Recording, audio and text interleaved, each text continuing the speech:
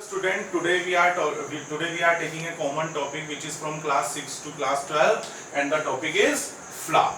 We are taking flower as an introduction. We will be discussing all the four whorls of a flower.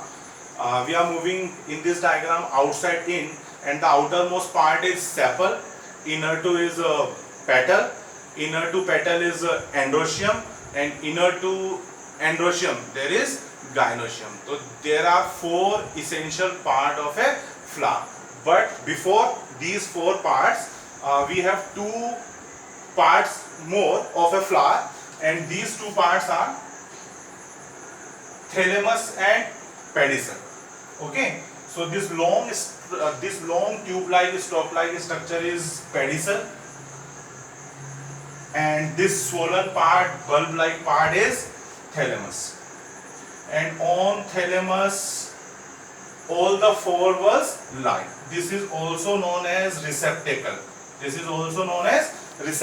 So let's start from the first part of the flower. The outermost part of a flower is sepal. This is green in color. Okay, so this is sepal.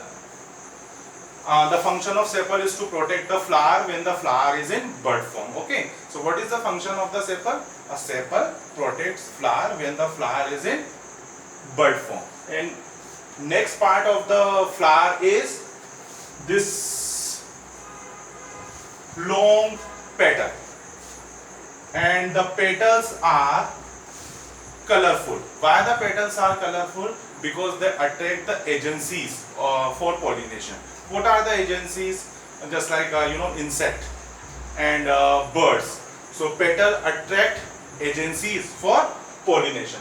So this is the first part, this is the second part, this is the first part, this is the second part.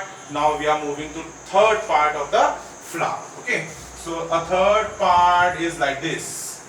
Third part is like this long thread-like structure. This long thread-like structure is known as filament. And this swollen part is known as stamen, anther. And this swollen part is anther. Together anther and filament is known as stamen. Anther and filament together is known as stamen. And this is the male part of the flower.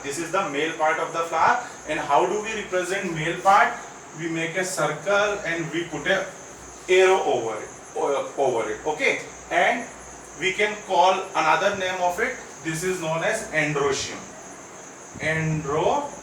also. Now we are moving to this is our third part. Now we are moving to the innermost part of the flower, which is a female part. Okay, female part, look at carefully. Female part consists of a long, a swollen part, and on it a thread-like structure, and again there is a bulb-like structure. This bulb-like structure is known as stigma. This thread-like structure is known as style, and this swollen part is ovary. And all these three parts together known as pistil. This is the female part. How do we represent female part? Like this. Make a circle and put a plus sign below it. This is also known as gynoecium. Now tell me, my dear friends, what harm there will be if you learn male part is known as androecium and female part is known as gynoecium. This is in class 11th and 12th. But if you learn, there is no harm. You can enhance your vocabulary also if you have flair towards botany. So you can learn all these things. Okay. So will you learn all these things? Okay. So this is from class 6 and from class 6 to 12. I think you will get the knowledgeable thing over here.